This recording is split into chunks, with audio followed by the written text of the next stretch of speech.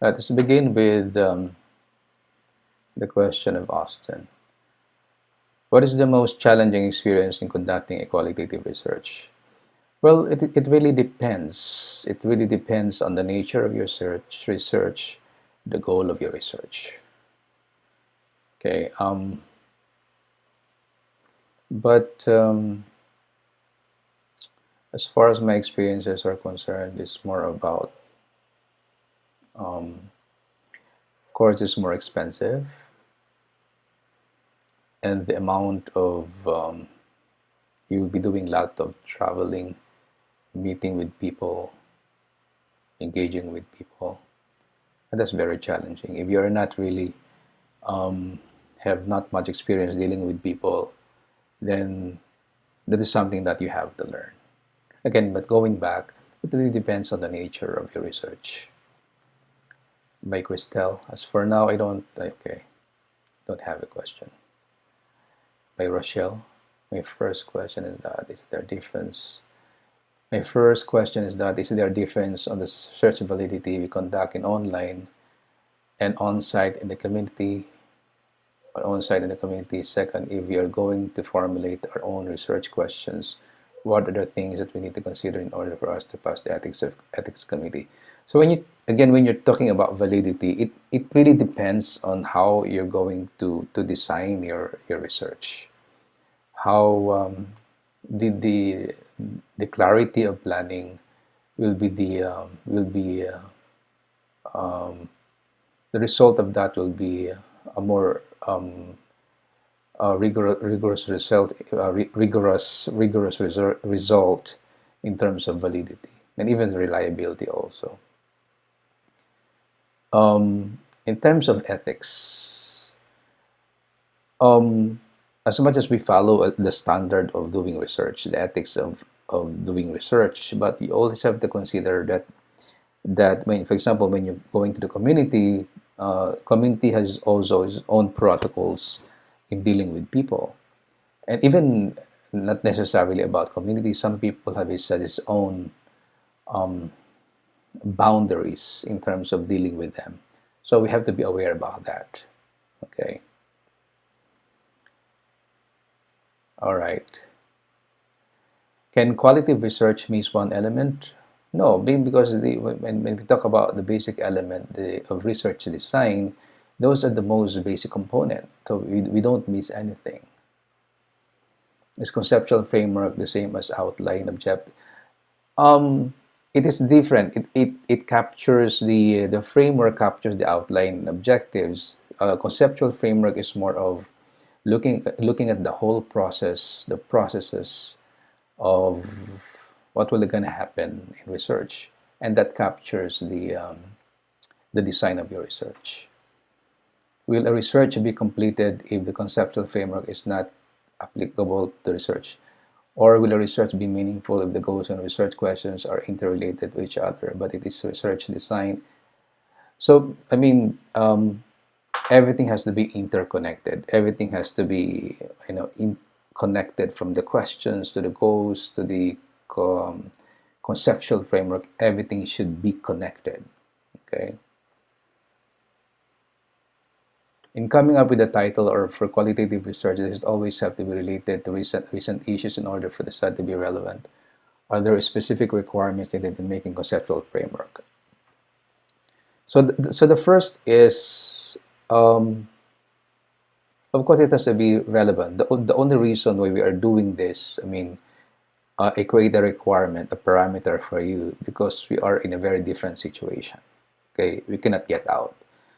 But given that we are not in the pandemic situation, I will give you all the opportunity, all the chances to find your own path in choosing your situation. You're choosing your scenario. You're choosing your own space. All right. The specific requirement is that you capture the entire research design, right? Tips on how you manage stress, anxiety in doing research. Is clarity. First is the clarity of goal, the clarity of your philosophical framework, okay, your philosophical perspective, and you need to have your own timeline. By this time, I needed to finish this one by this time. So you create that timeline where you are very specific of your goals. Okay, and the thing is that you rest when you need to rest, because your body will be telling you if you're tired already, then rest. You don't have to push yourself very hard. And the thing is that you have to enjoy it. You have to enjoy every bit of the research, and you will not feel the stress. Okay, so you're not doing it just for the sake of doing it. You have the passion for it, then you will not feel the stress. Of course, you will get tired. Okay, but being tired is different to being stressed. Okay, the research question, it really depends. Again, it depends on what you would. It depends on your goals. It depends on your purpose. It depends on what you want to do. Okay, but you don't have to have, let's say, 20 questions. It's just it's it melts it makes things more complex. The goal of the research is we want to simplify the understanding of a phenomenon. We like to have a basic understanding of a specific phenomenon. We don't want to mix things up. Okay. Again, going back, the kind of question you're going to ask, it really depends on the goal of the study.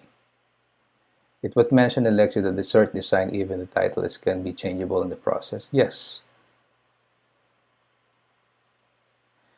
because when you're doing qualitative research in a very pragmatic, in a very real life situation research, there's so many things happening out there, and you might be able to discover something that is more meaningful, not only for you, but for the people that you're studying.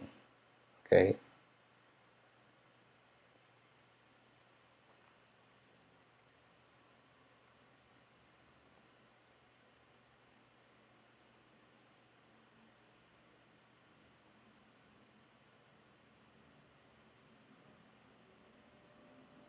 Okay, what problems could we face in searching about field methods in our situation today? What tips could you give in order to avoid problems that you had faced when you were making the theoretical framework? So, so what is important here is that you, when you are creating, when you are planning, you have to consider the situation. You have to consider your limitation. You have to consider your resources. You have to consider the people that you're going to study, the participants of your studies. So when you have a clear planning for all these components, then you minimize encountering a problem. Of course, there are problems, but when you have a clear plan, these are just very minimal situation. When I was talking about the research that I did in Mindanao, I'm very much aware of the conflict, of the armed conflict, and I have Plan B, I had Plan C. Okay, so when the problem surfaced, immediately I shifted to something else. Okay, so those are part of the planning. You anticipate the circumstances that may occur that could impact your study. In general attributes of doing qualitative, what attributes of doing qualitative research, what does doing parallel? Okay, I forgot to talk about that. Parallel task is about, there are similar activities happening in the research. So in short, it's more about multitasking. So you should be acquainted in doing different tasks, one after another. But these tasks are very much connected with each other. Okay. According to the lesson, I've heard that throughout this out of the study method, a little can change. A little thing can change. My question is what are the exact situation or examples that the researcher suddenly changes the methods and title? Is it according to the respondents' observation time? Thank you. So it is about, it could be about the respondents. It could be about, just for example, the pandemic escalated. Okay, so the situation of the pandemic is more of a life and death situation. It has become severe. So those are situations that you have to change your plan, or even you even have to stop for a while, because the challenge this time is to save your life than doing your research. Okay, so you look at the feasibility. I mean, is it still feasible continuing the study or not? Okay, then if you're going to, so given the situation it is feasible, then what are the changes that you're going to do? Perhaps you can shift the topic, you can shift the focus of the study, or even modify the participants, modify the goal of the study, okay, into more practical one and a more doable one given the situation. Um,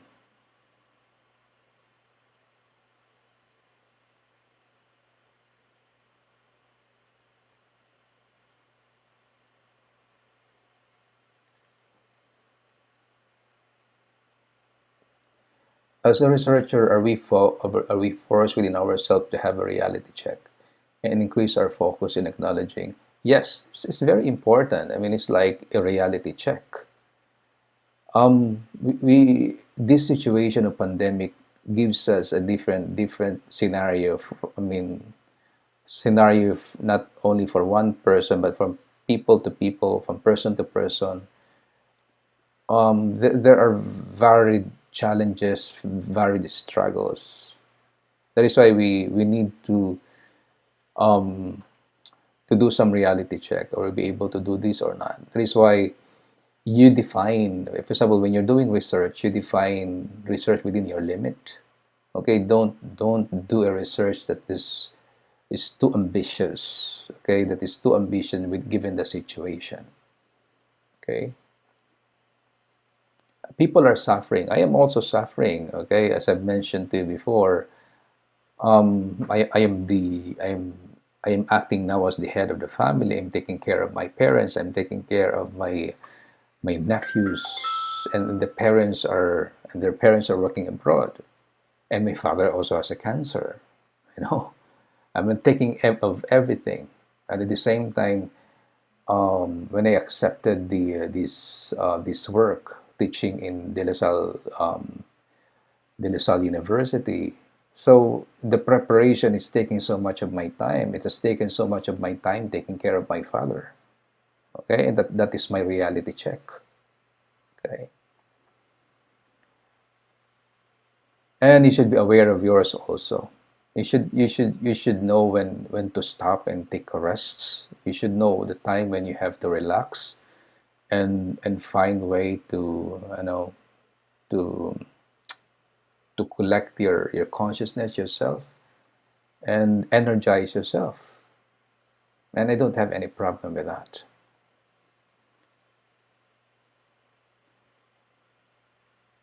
What motivated you, and what was the point when you realized you wanted to be a qualitative? It is not about being a qualitative researcher. So that's not only about wanting to be a quantitative researcher. Okay, it is about the clarity of your goal. What is this research for? And my basic perspective is that when I do research, it has to be responsive to the needs of people. It has to be very relevant to the needs of people. It has to be timely. It has to be um, it should respond to the current struggles, the movement in the 21st century. So, and at the same time, also it builds your own personhood. It builds your own person, for example, as an educator, as an individual. It is not only about conducting a research for the sake of conducting a research. It builds is a collective effort happening with you or happening with the people around you. How can we possibly separate our personal beliefs when conducting qualitative research when, in my understanding, qualitative research is meant to be subjective? We cannot, whether you like it or not, whether you create um, um, substantial parameter to to get through the subjective to get to zero into to being objective and set aside being subjective. We cannot do that because I mean the ones doing the research subjective, it is already a subjective entity. So the only thing that we can do is really to be mindful that there is a subjective area creeping in my research, and I have to be aware about that because there are some researchers who might be taking things very personal already. That um, a great portion of the research is all about already about him or about her. It's no longer about the participants of the study.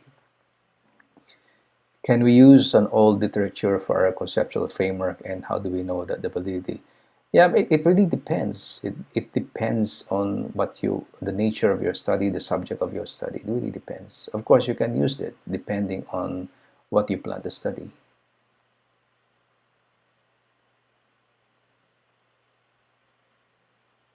And when you're talking about validity, you create the parameter for that.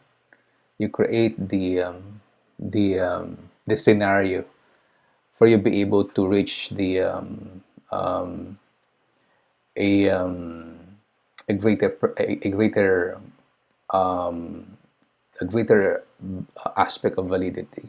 So you create the parameter for that. Just want to ask if there is any advice you can give in formulating a good question with our current circumstances. I don't know. When we talk about circumstances, talking about COVID-19, I don't know. You have to clarify that circumstances. Good question. The good question is simply about targeting your goal. What exactly is your goal? When you have a more or less a clear goal, then you'll be able to formulate a good question with that goal. How do we assess the validity of qualitative research? We're going to talk about that. I think second to the last module. It was mentioned in module 2 that in doing qualitative research, there are parts that can change while doing research as okay, I think I have answered that already. What's inductive and deductive approach and difference? So when you're talking about inductive and deductive approach, um, it is a way of reasoning. Just for example, when I was talking about um, Pintakasi, I started with a very generalized understanding of Pintakasi. Then slowly I dissect that. So from inductive, I went to deductive. From a very generalized, I dissect that. Then from a very specific experience, given a very specific experience or a specific observation, then you create some generalization. So it's a two-way is I forgot a two-way process. Inductive and deductive reasoning would always be part and parcel of any kind of research. You cannot just be purely inductive or purely deductive. There are some researchers that might be might overemphasize the inductive reasoning or might overemphasize deductive reasoning. But very often they are present in every study, right?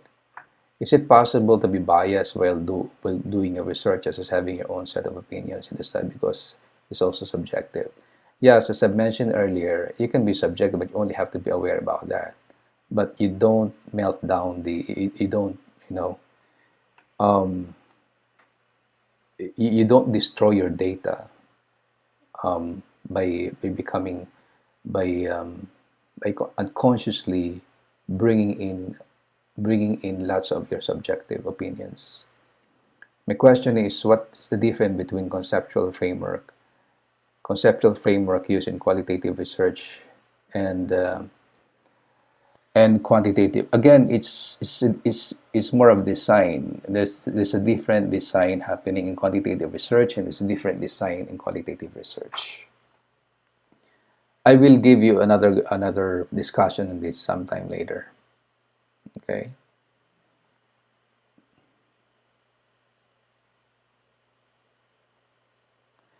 What do you prefer, qualitative or quantitative? It really depends. I have some researchers where I did quantitative also. It depends on my goal. It depends on what I would like to find out. Sometimes you needed to do some use some instrument for you to easily, I mean, get the data. Okay. My preference depends on the goal of the research and what I need to find out. How can we say that the conceptual framework has direction in our study? The conceptual framework has direction in our study if if it leads you to clarify what you need to clarify, if it leads you to, I mean, to be able to gather the data as you're supposed to, I mean, as I mean, akin to what you had planned. Okay, what is the best method to record the participant response? So we're going to talk about that next module, the methods. What are the limitations when conducting qualitative research approach? Um, the, again, the limitations depends on the design of the design of the study. Um, just for example, the limitation is, for example, if you want a quick research, this is not for you. If you want to generalize a certain phenomenon, so this is not for you. This, I mean, let me start correct. I don't say this is not for you. I mean, it's not appropriateness is it is not appropriate to use the qualitative research. So when you want to, because normally when you're doing qualitative research, the limit is only within, let's say, let's just one community composed, let's say of, let's say 200 people. When but you want a massive participants, you would like to, for example, to understand resilience during the pandemic, and you would like to gather at least 1 million, then you go for the quantitative research. On the other hand, if you um, if you want to go deeper into what's happening into the life of people, so go for few samples, and that will give you a detailed perception of what's happening, for example, during the pandemic. But you want a massive one, a massive data, then go for the quantitative. Are we allowed to change the research questions if the paper is already in progress? Possible, possible. Okay, but for you, for a newbie, for a beginner, do not change questions. Okay, but later on, as you progress and become more experienced in doing research, then you may change. You can juggle different methodology, different processes. But for now, just focus on your design.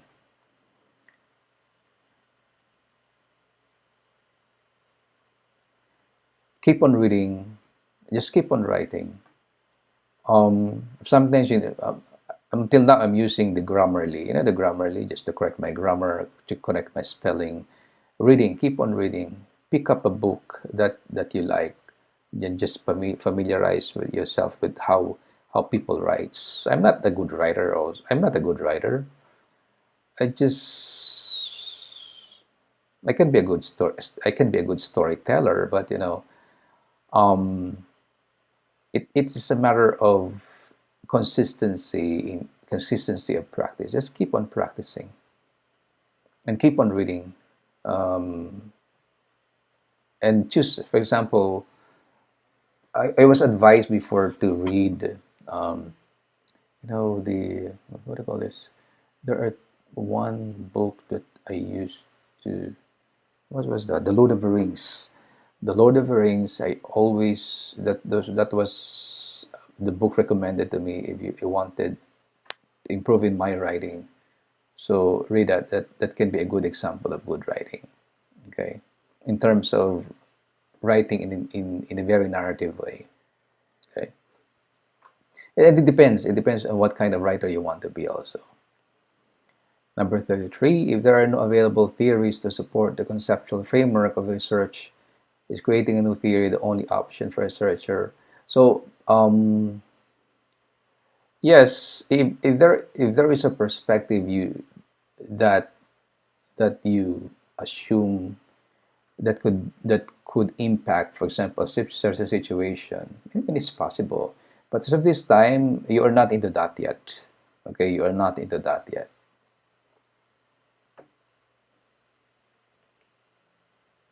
But later on, as you expand your experiences, as you expand your practice of psychologies, then you will be able to come up with your theory.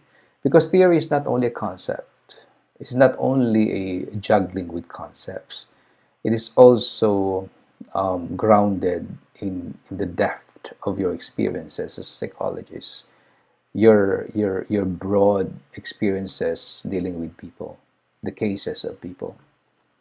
Is there any limit or required number of research question? Again, I answered that already.